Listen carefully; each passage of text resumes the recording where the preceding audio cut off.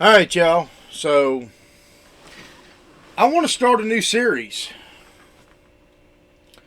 I want to start this series on something that is largely ignored by the history books.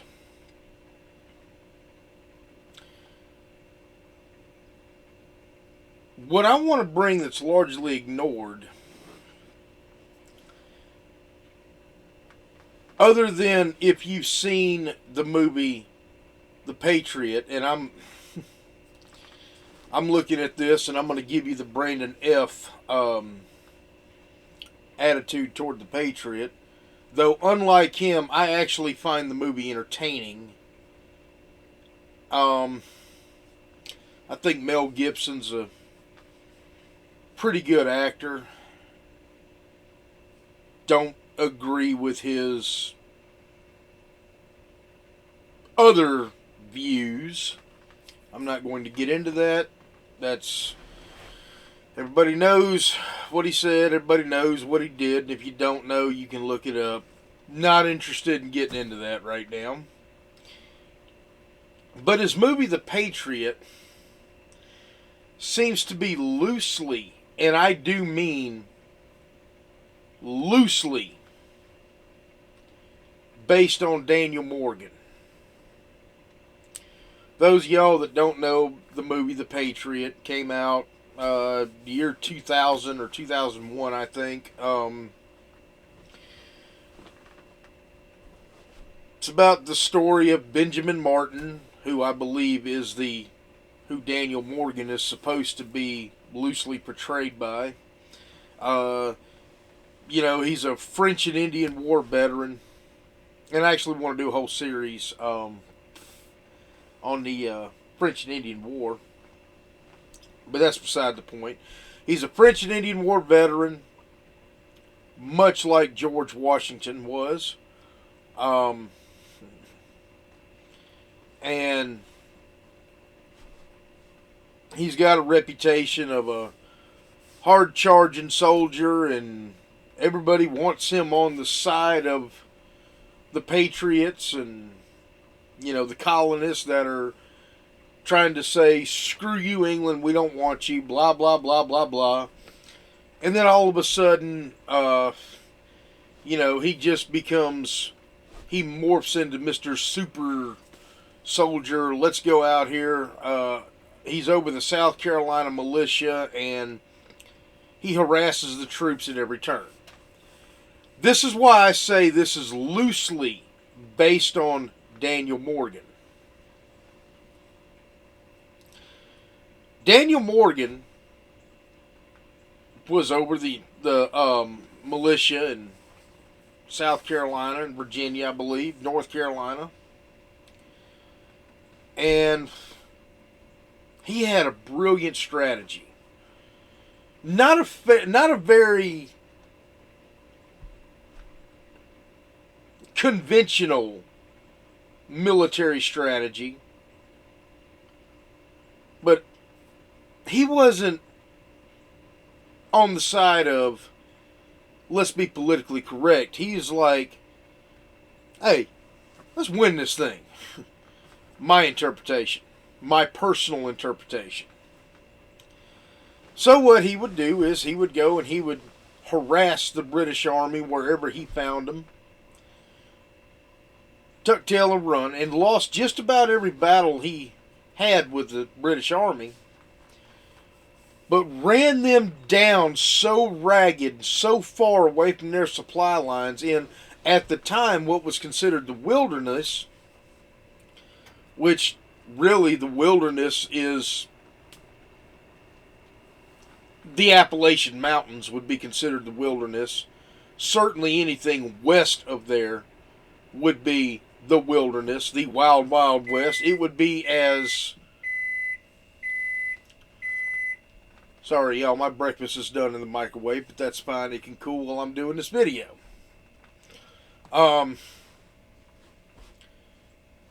Anything west of the Appalachian Mountains was largely unexplored by colonists of the day. I mean, there were certain areas that were, but for the most part, we left it alone. It was wild. It was the wild, wild west. You know, you look at a map now and you think, man, Appalachian Mountains, I mean, you know, that's just a little bit off the Atlantic seaboard. And it is. That's what the British wanted. Everything to the west was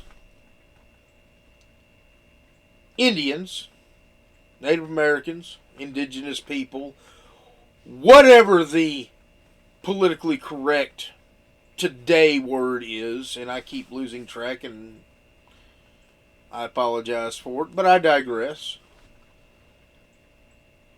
That was their land.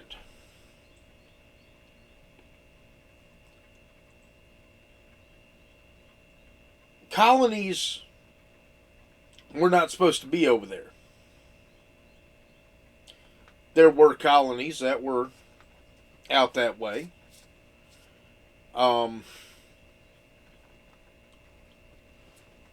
Pittsburgh comes to mind, what is now known as Pittsburgh, which started the French and Indian War. But that's neither here nor there. Anyway, back to Daniel Morgan, because I've gotten way off track. He wanted to harass the British and just wear them down. Solid strategy, and it worked. I say it worked to the extreme annoyance of Cornwallis, General Cornwallis.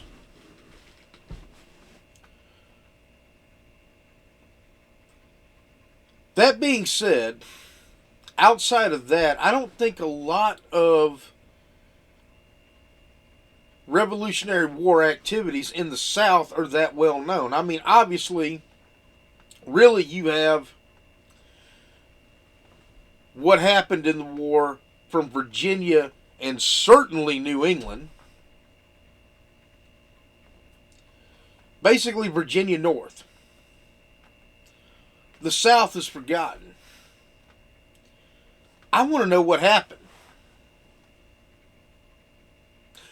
I know what happened after the Revolution, to a point. The way I have seen history,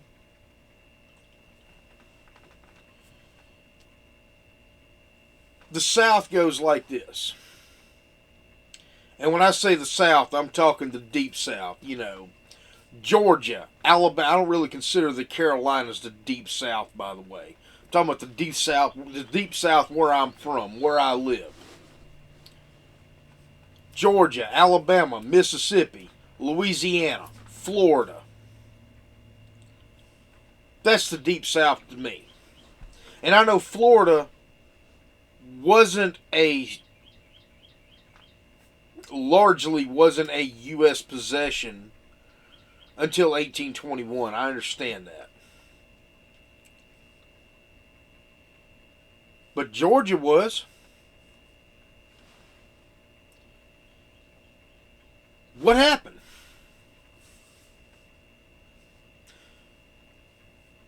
What happened in what would later become the Mississippi Territory?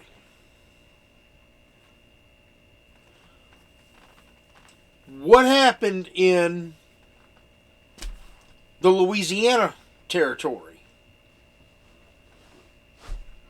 What would later become the state of Louisiana, you know, the boot.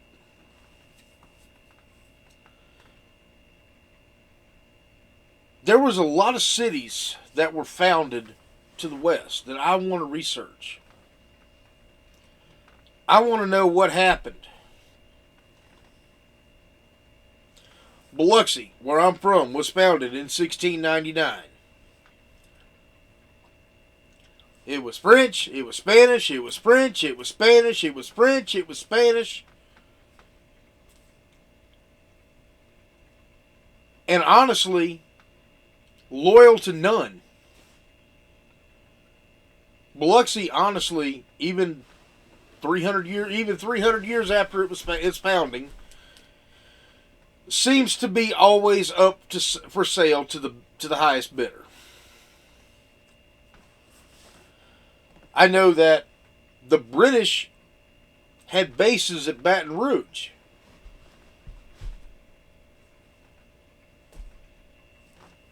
What was going on here in the Gulf South? How about Florida, which is where I'm at now? What was Florida's role? Florida was wilderness too. I mean, hell, this place was a desolate wilderness really up to about 100 years ago. So, very recent history when we're talking of events that are 250 years ago. What was Florida doing? What was going on here? I know that this place was not just a silent witness. I also know that Spain did not have a good hold on this area at that time, which is why Florida and what would briefly be known as the Republic of West Florida, just a few short years after the American Revolution and just before the War of 1812,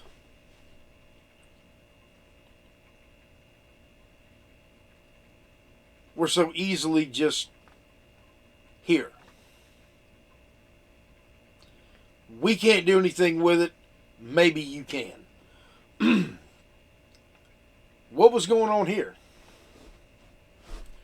Was there illicit spy communities here in Florida? Was there secret rebel bases? I don't know. But I can guarantee you this. I'm going to find out. St. Augustine, Florida is 30 miles from where I'm at, roughly. St. Augustine was a fairly important town at that time.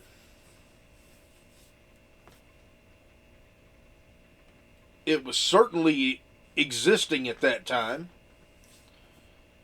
As I said, Biloxi, Mobile, Pensacola, New Orleans, Baton Rouge.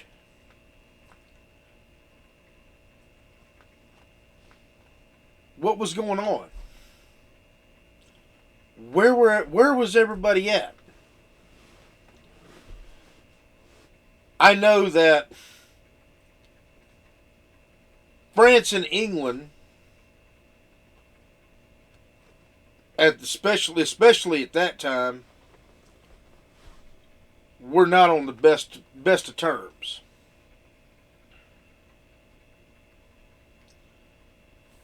They just fought a 7 years war against each other.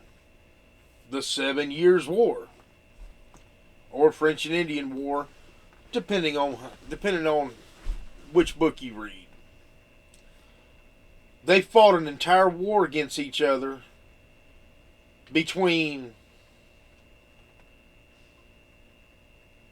the colonies here in North America. They fought on the high seas. They fought each other wherever they found each other. So I know if in 1763 they quit fighting each other, and in 1770, what, 8, 9, France was already wanting to come in on our side,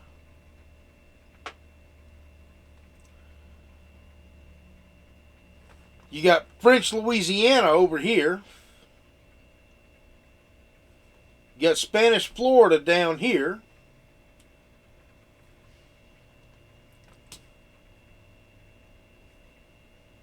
And you got the British that have pissed everybody off. My opinion again. I'm not saying it's historical fact. I'm saying my opinion, my analysis. What was going on?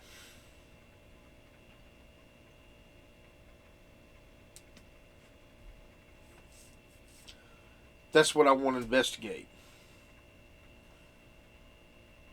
If y'all have any suggestions on where I can look, please comment. I want to know. I'm not asking questions that I already have the answer to. Not in this video. Normally I do that, and then I'll follow up with an answer. I genuinely do not have an answer. Maybe I'm wrong, and maybe there was nothing going on, but I highly doubt it. The reason I doubt there was nothing going on in Spanish Florida and French Louisiana and the territories on the Gulf Coast in between that were disputed between the two, which would be my, for lack of a better term, neck of the woods, which was highly disputed, by the way.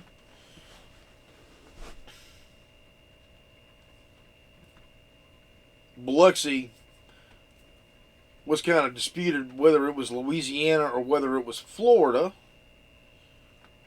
long before the Mississippi Territory annexed it in 1802. Again, getting off topic here. What happened? What were its people thinking? They had to have known that at some point either the British or the American colonials, the American colonists, were going to annex West. It was inevitable at that point. Somebody was going to do it.